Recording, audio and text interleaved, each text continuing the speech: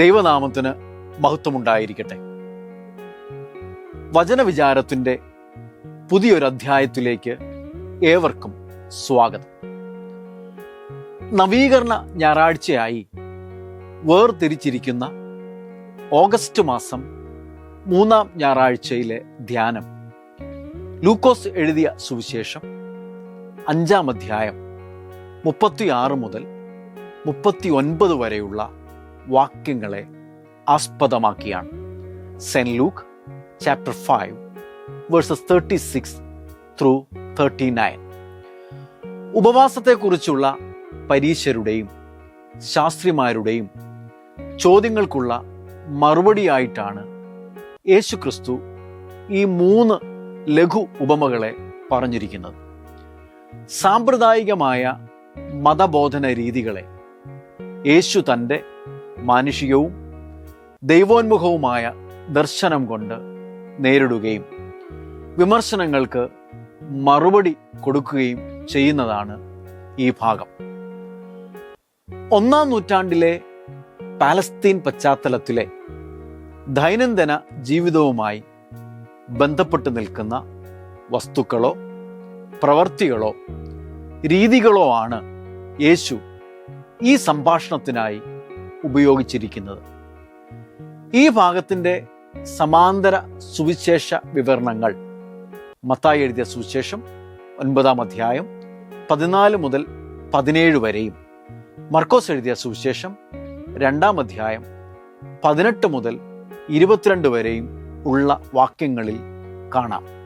എന്നാൽ മത്തായിയുടെ വിവരണത്തിൽ ചോദ്യം ഉന്നയിക്കുന്നത് യോഹന്നാന്റെ ശിഷ്യന്മാരാണ് എന്നത് ഈ വിവരണങ്ങളിലെ പല വ്യത്യാസങ്ങളിൽ ഒരു വ്യത്യാസം മാത്രമാണ്.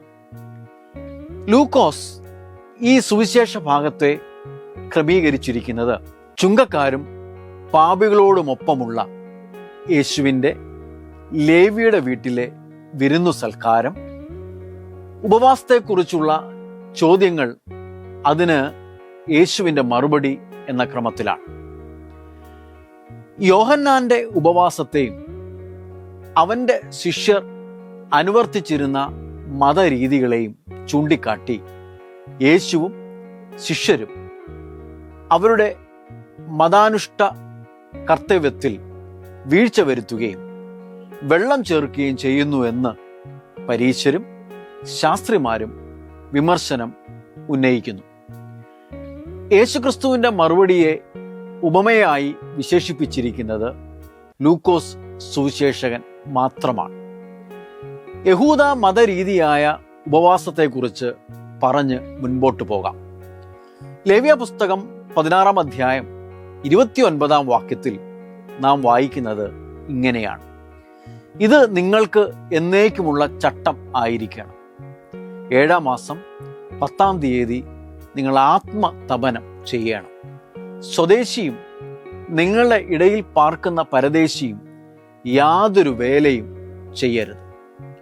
ഇതുകൂടാതെ തങ്ങളുടെ വേണ്ടപ്പെട്ടവരുടെ വേർപാടിൻ്റെ ദുഃഖസമയത്തും അനുതാപത്തോടെ ദൈവത്തിങ്കിലേക്ക് തിരിയുന്ന സമയത്തും തങ്ങളുടെ സ്വദേശം തകരാതിരിക്കുന്നതിനുമൊക്കെയായി യഹൂദർ വ്യക്തിപരമായ ഉപവാസം അനുഷ്ഠിക്കുന്ന പതിവുണ്ടായിരുന്നു.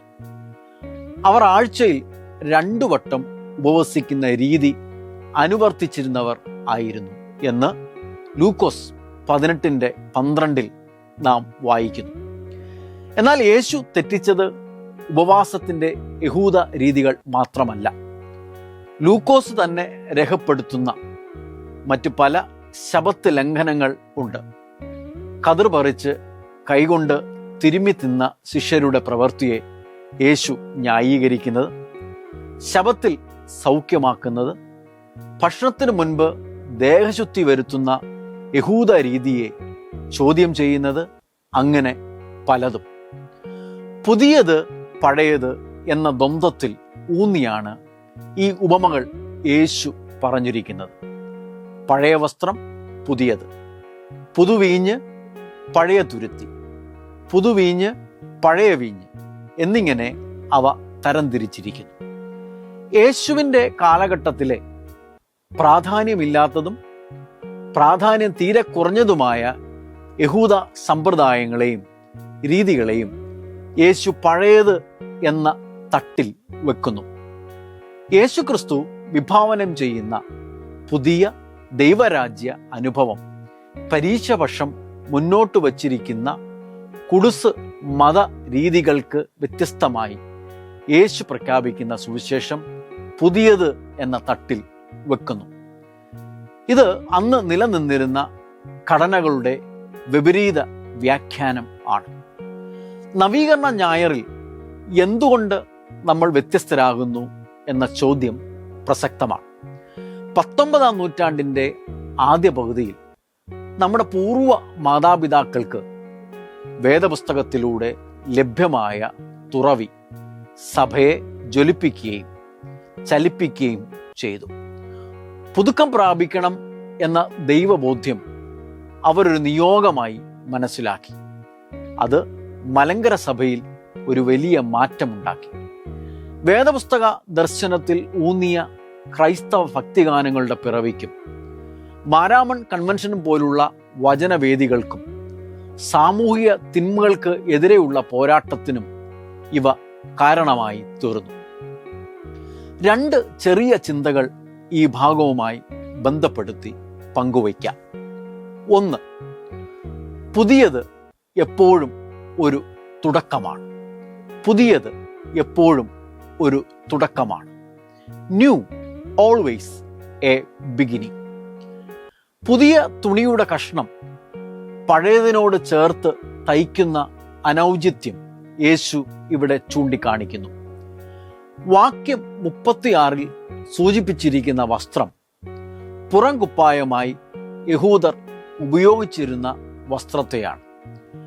1-ാം നൂറ്റാണ്ടിലെ പലസ്തീൻ പശ്ചാത്തലത്തിൽ ഈ തരത്തിലുള്ള വസ്ത്രം തുന്നിയിരുന്നത് ആടുകളുടെയോ ഒട്ടകങ്ങളുടെയോ രോമം കൊണ്ട് ആയിരുന്നു. ജോലി ചെയ്യുന്ന സമയത്ത് അവ ഊരി മാറ്റിവെക്കുകയും അതുകൂടാതെ മറ്റു പല ആവശ്യങ്ങൾക്കും ഈ പുറം കുപ്പായം അവർ ഉപയോഗിച്ചിരുന്നു. ഉദാഹരണത്തിന് തറയിൽ വിരിക്കാനും ഉന്നതരായ വ്യക്തികൾ വരുമ്പോൾ അവരെ സ്വീകരിക്കാനും ഇവ ഉപയോഗിച്ചിരുന്നു. അതുകൊണ്ട് പെട്ടെന്ന് ഈ തരത്തിലുള്ള വസ്ത്രങ്ങൾ കീറിപ്പോകുവാനുള്ള സാധ്യത വളരെ കൂടുതൽ ആയിരുന്നു. അതുമാത്രമല്ല, ഇതിൻ്റെ ഒരു സാമൂഹിക പശ്ചാത്തലം പരിശോധിക്കുമ്പോൾ കീറിയ വസ്ത്രം തയ്ക്കുന്നവർ ഏറിയ പങ്കും അവിടുത്തെ സാധാരണപ്പെട്ട ആളുകൾ ആയിരുന്നു. യേശുവിനോടൊപ്പം പന്തിയിലിരുന്ന ചുങ്കക്കാരും പാപികളുമൊക്കെ സമൂഹത്തിൻ്റെ അടിത്തട്ടിൽ പെട്ടവർ ആയിരുന്നു. വാക്യം 30. മത്തായി 11:8 സൂചിപ്പിക്കുന്നത് പോലെ മാർദ്ദവ വസ്ത്രം ധരിക്കുന്ന ഉന്നത ശ്രേണിയിൽ ഉള്ളവർ ആയിരുന്നില്ല കൂടുതലും വസ്ത്രം കേടുപാടുകൾ തീർക്കാനായി തുന്നിയിരുന്നത്. പുറം വസ്ത്രം അവരുടെ അഭിമാനത്തിൻ്റെയും ഓണർ, സാമൂഹിക നിലയുടെയും സ്റ്റാറ്റസ്, വ്യക്തിഗത സ്വത്വബോധത്തിൻ്റെയും സെൽഫ് ഐഡന്റിറ്റി സൂചകമായി നിലനിന്നിരുന്നു. നവീകരണം ആ കാലഘട്ടത്തിലെ വേദപുസ്തക അഭിമുഖമായി നിന്നിരുന്ന വിശ്വാസ സമൂഹത്തിൻ്റെ ദൈവ അന്വേഷണത്തിലേക്കുള്ള വഴി തുറക്കൽ ആയിരുന്നു. ആ പ്രക്രിയയിൽ ചില ഉന്നത ശ്രേണി ബോധ്യങ്ങൾ ഇല്ലാതെയായി. പാരമ്പര്യവാദങ്ങൾ പലതും തകർത്തു കളഞ്ഞു. പുതിയത് ഒരിക്കലും പഴയതിനോട് ചേർത്ത് വയ്ക്കുവാൻ സാധിക്കുകയില്ല. പുതിയതിന് അതിൻ്റെതായ തനിമ, രൂപഭംഗി, പുതുക്കം എന്നിവയൊക്കെ ഉണ്ട്. വേദപുസ്തക അടിസ്ഥാനമായ പുതിയ ദർശനങ്ങൾ ഒരുപക്ഷെ പഴയ പല രീതികളോടും സമരസപ്പെട്ട് വരുന്നതായിരിക്കില്ല. സഭ നിരന്തരം നവീകരിക്കപ്പെടുവാനും പുതുക്കപ്പെടുവാനും വിളിക്കപ്പെട്ടിരിക്കുന്നു. സഭയുടെ ശുശ്രൂഷ ഇടം ഇന്നിൻ്റെ പരിസരങ്ങളാണ്. നവീകരണ ആശയം രൂപപ്പെട്ട 19-ാം നൂറ്റാണ്ടിൽ സഭയുടെ ലോക പരിസരം വ്യത്യസ്തമായ ആരാധനാ സമ്പ്രദായങ്ങൾ, വേദപുസ്തക വിപരീത ആശയങ്ങൾ, ആരാധനയിലേക്ക് പല നാട്ടു നടപ്പുകളുടെയും നാട്ടു കീഴ്വഴക്കങ്ങളുടെയും നുഴഞ്ഞുകയറ്റം, അങ്ങനെ പലതും ഉണ്ടായിരുന്നു. എന്നാൽ പുതിയ കാലഘട്ടത്തിൽ ആധുനിക സാങ്കേതിക വിദ്യയുടെ അതിശയിപ്പിക്കുന്ന വളർച്ച നമ്മുടെ ആരാധനകളിലും അനുഷ്ഠാനങ്ങളിലും അവയുണ്ടാക്കുന്ന സ്വാധീനം, അതുപോലെ തന്നെ പുതിയ തലമുറയിൽ ഉണ്ടാകുന്ന മാറ്റവും അവ സഭയിലും സമൂഹത്തിലും ഉണ്ടാക്കുന്ന സ്വാധീനം എന്നിവ ശ്രദ്ധിക്കേണ്ടതാണ്. ഈ അടുത്ത കാലത്ത് സംഭവിച്ച പാറ്റ വിപ്ലവം അതിൻ്റെ ഒരു ചെറിയ ഉദാഹരണമാണ്. സാമ്പ്രദായിക രാഷ്ട്രീയ പാർട്ടികൾ പരാജയപ്പെട്ടപ്പോൾ പുതിയ കൂട്ടായ്മകൾ ബദൽ രൂപപ്പെടലുകളായി. നവീകരണം ഒരു ബദൽ മാതൃകയായിരുന്നു. ഈ ഉപമയിൽ യേശു നൽകുന്ന അപായ സൂചനകൾ എന്തൊക്കെയാണ്? ഒന്ന്, പഴയതും പുതിയതും ചേർത്തു വയ്ക്കാൻ ശ്രമിക്കുമ്പോൾ നാം ആഗ്രഹിക്കുന്ന ഫലം ലഭ്യമാകണം എന്നില്ല. ചിലപ്പോൾ അവ രണ്ടും നശിച്ചു പോയേക്കാം. പഴയത് മാറ്റണം എന്ന ബോധ്യം കാലത്തിൻ്റെ ചുവരെഴുത്ത് നൽകുന്നുണ്ടെങ്കിൽ മാറ്റേണ്ടത് മാറ്റണം. രണ്ട്, ദൈവത്തോടുള്ള ഒരു പുതിയ സമീപനം യേശു ആവശ്യപ്പെടുന്നു. യേശു തന്നെ ഒരു വ്യത്യസ്തത പകർന്നു നൽകുന്ന അടയാളപ്പെടുത്തലായി തൻ്റെ ശുശ്രൂഷ ചെയ്തു എന്ന് നമുക്കറിയാം. മനുഷ്യപുത്രൻ ശുശ്രൂഷ ചെയ്യിപ്പാനല്ല, ശുശ്രൂഷിപ്പാനും അനേകർക്കു വേണ്ടി തൻ്റെ ജീവനെ മറുവിലയായി കൊടുപ്പാനുമത്രേ വന്നത്. മർക്കോസ് 10:45. നമ്മുടെ തീരുമാനങ്ങളും സമീപനങ്ങളും കുറെ കൂടെ മനുഷ്യപക്ഷത്ത് നിന്നുകൊണ്ടായിരിക്കണം. 3, തുടർച്ചകളുടെ തുടർച്ചയില്ലായ്മ വരുത്തിയ ആളാണ് യേശുക്രിസ്തു.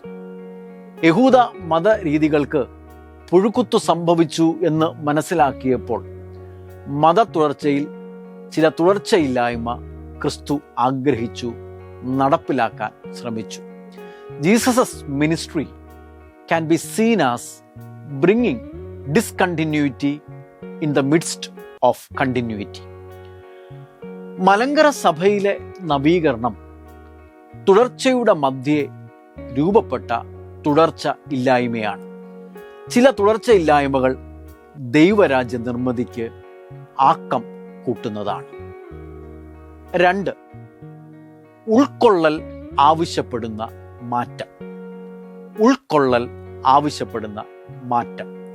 Change that demands inclusion. 37 മുതൽ 39 വരെയുള്ള വാക്യങ്ങൾ വീഞ്ഞിനെ രൂപകമായി എടുത്ത് പരീശരുടെ മനോഭാവത്തെ യേശു വിമർശിക്കുന്നതാണ്. യേശുക്രിസ്തു പ്രഘോഷിക്കുന്ന ദൈവരാജ്യ അനുഭവവും പുതിയത്, തൻ്റെ സമകാലികരുടെ മതാത്മക ബോധ്യങ്ങളും പഴയത് തമ്മിലുള്ള അന്തരം യേശു വിമർശന ബുദ്ധിയോടെ കാണുന്നു. പുതിയതിന് നിയോസ് എന്ന ഗ്രീക്ക് മൂലപദമാണ് ഇവിടെ ഉപയോഗിച്ചിരിക്കുന്നത്. ഈ 3 വാക്യങ്ങളിൽ 4 തവണ നിയോസ്, പുതിയത് എന്ന വാക്ക് ഉപയോഗിച്ചിട്ടുണ്ട്. പുതിയ വീഞ്ഞ് എന്ന പ്രയോഗം വീഞ്ഞ് അതിൻ്റെ പുളിക്കുവാനുള്ള പ്രക്രിയ തുടർന്നുകൊണ്ടേയിരിക്കുന്നു എന്നുള്ളതിൻ്റെ സൂചകമാണ്. കണ്ടിന്യൂയിങ് ഫെർമെൻറ്റേഷൻ പ്രോസസ്, അതായത് പുതുക്കപ്പെടുക, നവീകരിക്കപ്പെടുക എന്നത് ഒരു തുടർ പ്രക്രിയ. നിയോസ് എന്ന പദത്തിന് യുവത്വം, തനിമ നഷ്ടപ്പെടാത്തത്, ശുദ്ധമായത് എന്നൊക്കെ അർത്ഥമുണ്ട്. നവീകരണ സഭയുടെ ദൗത്യം കലർപ്പില്ലാത്ത സുവിശേഷത്തിൻ്റെ പങ്കുവയ്ക്കലാണ്. അതിനുവേണ്ടി യേശുക്രിസ്തുവിൻ്റെ ശുശ്രൂഷയിൽ മാതൃകയാക്കാവുന്ന പല കാര്യങ്ങളുണ്ട്. ഉദാഹരണത്തിന് യേശുക്രിസ്തുവിൻ്റെ ഭക്ഷണ കൂട്ടായ്മ, സൗഖ്യദായക ശുശ്രൂഷ, പാർശ്വവൽക്കരിക്കപ്പെട്ടവരോടുള്ള കരുതൽ, ആവശ്യത്തിലിരിക്കുന്നവരെ സഹായിക്കുന്നത്, അങ്ങനെ പലതും. നവീകരിക്കപ്പെട്ട സഭ ശുദ്ധവും സുവിശേഷത്തിൻ്റെ തനിമ നഷ്ടപ്പെടാത്തതും ആയിരിക്കണം. തുറന്ന വേദപുസ്തകത്തിലേക്കുള്ള മടങ്ങിപ്പോക്കായിരുന്നല്ലോ നവീകരണത്തിൻ്റെ പ്രധാന മുഖമുദ്ര. സാധാരണ പാലസ്തീൻ പശ്ചാത്തലത്തിൽ തുരുത്തികൾ ഉപയോഗിച്ചിരുന്നത് വെള്ളം, പാല് ഇവ കൊണ്ടുപോകാനും വീഞ്ഞ് സൂക്ഷിച്ചു വെക്കാനും ആണ്. തുരുത്തികൾ ആദ്യ നാളുകളിൽ മാർദ്ദവം ഉള്ളതായിരിക്കും. എന്നാൽ കാലക്രമേണ അതിന് കട്ടി കൂടും. ചില ഘടനകൾ ഒറ്റ നോട്ടത്തിൽ വലിയ കുഴപ്പമില്ലാത്തതുപോലെ തോന്നും എങ്കിലും അവ പലതും നമ്മുടെ വിശ്വാസ ബോധ്യങ്ങളെയും വേദപുസ്തക അടിസ്ഥാനങ്ങളെയും തകർക്കാൻ കാരണമാകും. ചെറിയ മൃഗങ്ങളുടെ തോലുകൊണ്ടാണ് ആദിമ നൂറ്റാണ്ടിൽ ഏറിയ പങ്കും തുരുത്തികൾ ഉണ്ടാക്കിയിരുന്നത്. പുതിയ തുരുത്തികൾക്കുള്ള ഗുണം എന്താണെന്ന് വെച്ചാൽ അവ വികസിക്കും. എന്നാൽ പഴയത് പൊട്ടിപ്പോകുകയോ പൊളിഞ്ഞു പോവുകയോ ചെയ്യും. പഴയ തുരുത്തിക്ക് ഉൾക്കൊള്ളൽ സാധ്യമല്ല. നവീകരണം ആവശ്യപ്പെടുന്നത് കാലഗതികൾക്ക് അനുസൃതമായി ഉണ്ടാകുന്ന മാറ്റങ്ങളെ സഭയുടെ ചട്ടക്കൂടിനുള്ളിൽ നിന്നുകൊണ്ട് തുരുത്തി സ്വീകരിക്കുവാനുള്ള തുറവിയാണ്. പുതിയ തലമുറയെ സഭയുടെ ആരാധനകളിലും ഭരണ നിർവഹണങ്ങളിലും എങ്ങനെ സജീവ പങ്കാളികൾ ആക്കാമെന്നും Gen Y, Gen Z, Gen alpha എന്നീ വിഭാഗത്തിൽപ്പെടുന്നവരുടെ ആശയ ചിന്തകളെ എങ്ങനെ തുരുത്തികളിൽ ഉൾപ്പെടുത്താമെന്നും മനസ്സിലാക്കേണ്ടത് ആയിട്ടുണ്ട്. അതോടൊപ്പം തന്നെ നിരന്തരമായ പ്രകൃതിക്ഷോഭങ്ങൾ, പ്രകൃതിയുടെ വ്യതിയാനങ്ങൾ എന്നിവ ഉണ്ടാക്കുന്ന സാഹചര്യം നിലനിൽക്കുമ്പോൾ സഭയും പ്രാദേശിക ഇടവകകളും സ്ഥാപനങ്ങളും മുൻകൈ എടുത്ത് ചെയ്യുന്ന നിർമ്മാണ പ്രവർത്തനങ്ങളിൽ പുലർത്തേണ്ട പ്രകൃതി സൗഹൃദമായ നിർമ്മിതികൾ കാലഘട്ടത്തിന് ആവശ്യമുള്ളതത്രേ.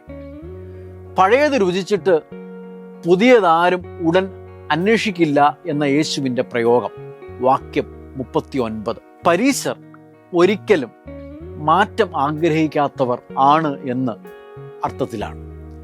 സഭ മാറ്റം ആഗ്രഹിക്കേണ്ട ദൈവിക തേജസ് വഹിക്കുന്ന കൂട്ടായ്മയാണ്. സുവിശേഷം പുതുതാക്കലിൻ്റെയും പുതിയ സൃഷ്ടിയുടെയും ചാലക ശക്തിയാണ്. 2 കൊരിന്ത്യർ 5:17. ഇവിടെ കെയ്ന എന്ന പദമാണ് പുതിയതിന് പൗലോസ് ഉപയോഗിച്ചിരിക്കുന്നത്. പുതിയത് ഉടലെടുക്കുന്നതിൽ ഉത്തരവാദിത്ത ബോധത്തോടെ പെരുമാറേണ്ട മനുഷ്യ ഇടപെടലുണ്ട്. അത് പഴയതിൻ്റെ സ്വാഭാവിക മാറ്റമല്ല എന്നത് ശ്രദ്ധേയമാണ്. ഇപ്പോഴും പഴയ പടി തന്നെ മതി എന്ന വാദം എത്ര നാൾ നിലനിൽക്കും? അത് നമ്മെ പിന്നോട്ടടിക്കുന്നുണ്ടോ? കാലഹരണപ്പെട്ടു പോയവയെ കാലഹരണപ്പെട്ടത് എന്ന് തന്നെ പറയുവാൻ കഴിയാത്തത് പരീശ സ്വഭാവം അല്ലേ? ലൂക്കോസിന്റെ സുവിശേഷത്തിലൂടെ നാം വായിച്ചറിയുന്ന യേശുക്രിസ്തു വിഭാവനം ചെയ്യുന്ന പുതിയ സമൂഹം, ന്യൂ കമ്മ്യൂണിറ്റി, അത് നവീകരിക്കപ്പെട്ട സമൂഹവും തികച്ചും വ്യത്യസ്തതകൾ പുലർത്തേണ്ട സമൂഹവുമാണ്. വചനത്തിൻ്റെ കാര്യവിചാരകത്വം, പാർശ്വവൽക്കരിക്കപ്പെട്ടവരോടുള്ള പക്ഷം ചേരൽ, മനുഷ്യ പക്ഷത്തു നിന്നുകൊണ്ടുള്ള ശുശ്രൂഷയുടെ പുതുമയാക്കൽ എന്നിവയൊക്കെ ശ്രദ്ധേയമാണ്. ചട്ടക്കൂടുകൾ, വിലങ്ങുതടിയാകുന്ന ആരാധന സംസ്കാരങ്ങൾ, വേദപുസ്തക കേന്ദ്രീകൃതമല്ലാത്ത രീതികൾ എന്നിവയുടെ പുനർനിർമ്മിതി നവീകരണ സഭയെ മുൻപോട്ട് നയിക്കട്ടെ. നമുക്ക് പുതിയ തുരുത്തികളാകാം. ഇതാ ഞാൻ സകലവും പുതുതാക്കുന്നു എന്ന് അരുളി ചെയ്യുന്നു. വെളിപാട് പുസ്തകം 21:5. ആമീൻ. ദൈവം നമ്മെ എല്ലാവരെയും ശക്തീകരിക്കട്ടെ.